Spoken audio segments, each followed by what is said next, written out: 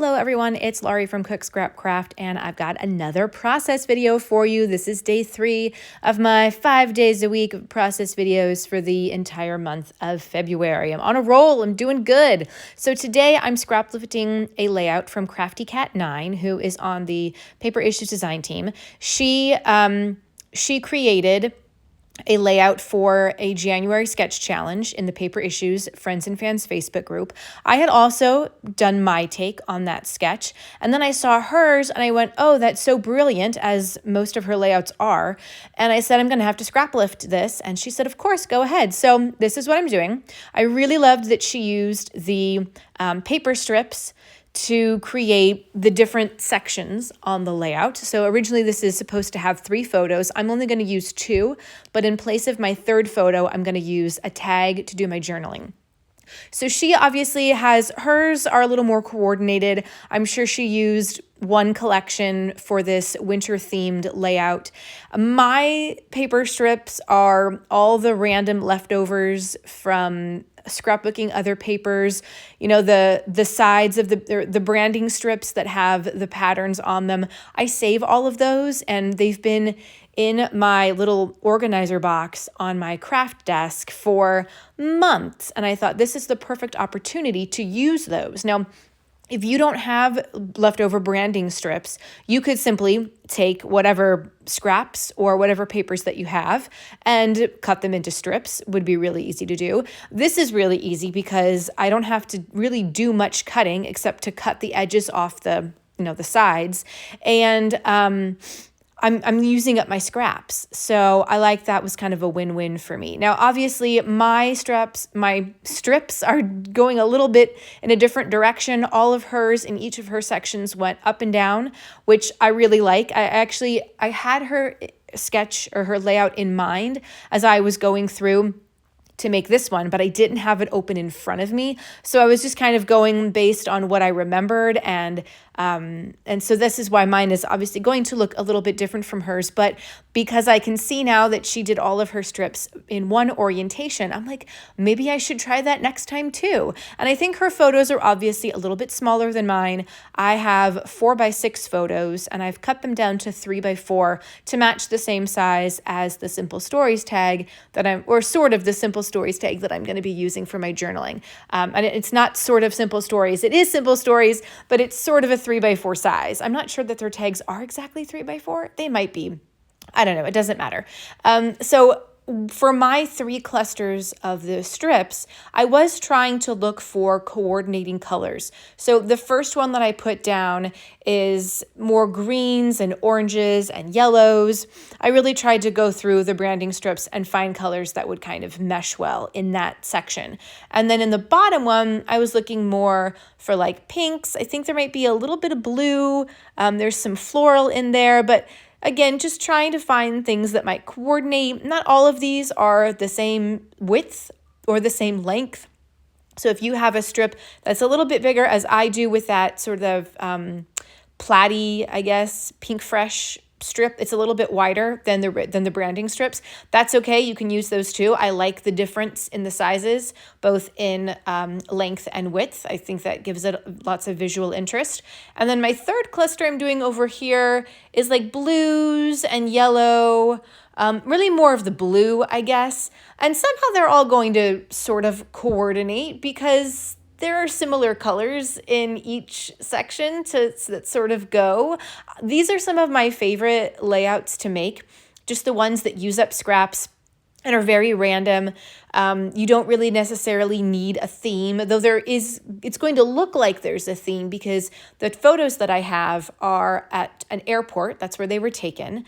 And I'm using in my embellishments and my titling vacation themed elements. So it looks like this is a vacation themed layout because of the embellishments I'm going to use, but the papers obviously have nothing to do with vacation or travel. They're just a mishmash of colors and patterns, and I just really like mixing and matching stuff in that way. That's my favorite thing to do. Now the background is Vicki Boutin white foundations paper. I do end up doing some mixed media. If I had a regular piece of, let's say, Basil white cardstock or even like a Recollections white cardstock, I probably would have used that instead because I prefer saving my foundations paper for like really heavy-handed mixed media. I'm just going to end up doing some splatters in the end, and I feel like, a piece of Basil cardstock can handle some splatters. So I don't necessarily like using foundations paper for light mixed media. It's just not my preference. I kind of I feel like I'm wasting it, but I didn't have anything else in my stash to substitute that with. So I'm just going to use it and be like, whatever about it. All right. So I've got my strips down and I have cut the edges off the side. So now it looks like they're coming in off the page, and obviously without the excess, it's going to fit into a 12 by 12 page protector. You could easily do this in an 8.5 by 11 if that's more your style. I think your photos would just have to be smaller. I want to say that Crafty Cats are like probably 2 by 3. And I think that would be a good size for an 8.5 by 11. So just let me know in the comments what size you have been scrapping lately. I have been doing 12 by 12 layouts for years, and I really, excuse me, I really enjoy that size and the room it gives me to get creative and get a lot of photos on a page. So I don't have any plans to change the size anytime soon, but some of you might be smaller scrappers, and that's okay too. So I put my embellishments down just to kind of see what I had and where everything should go. It's sort of a mishmash of some vacation-themed chipboard stickers from American Crafts, which I think might actually be Simple Stories. Aren't they owned by the same company? They're all American Crafts. Anyway, and then the flat stickers are, I want to say like a photo play or something. I could be wrong. And I'm sorry that my voice is being weird. I have a problem. Maybe it's just old age, or if I do too much talking, I start to like get I don't even know how to describe it. I guess like a frog in my throat. And I'm going to need some water after this. I'm going to need to drink some water, especially if I'm going to be doing so many of these process videos. It's really going to wreck my voice. So anyway, maybe I should do the whole thing talking in my head voice like this. Would you listen to a process video if I talked like this the whole time?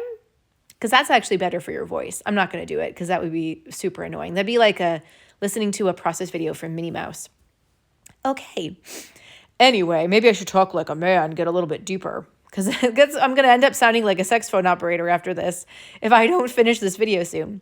All right, so I moved around some of the embellishments that, you saw where they were in the beginning, and I've just been kind of moving them around as I put them down. I put them down first and was like, okay, not sticking them down, just arranging them in a place that I thought would work. And then I said, all right, I got to start sticking stuff down and then just see how it all fits. So the title's down at the bottom.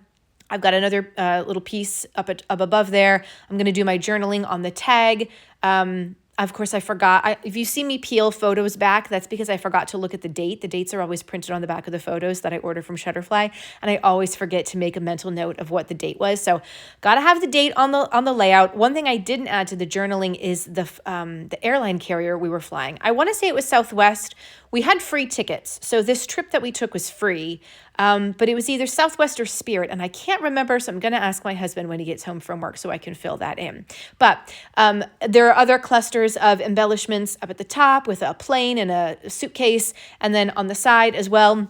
I added in a little drink cup because the pictures of my daughter eating McDonald's at the airport. So I thought that was kind of fitting. This kind of went with the theme. And now I'm just adding in some enamel dots and gem stickers just to add a little more visual interest and kind of build out those clusters a little bit more. And then we get to the fun part. So I'm grabbing some Tim Holtz Distress Oxide Spray in Kitsch Flamingo, salvaged patina, and that lemonade color, sparkling lemonade, I think.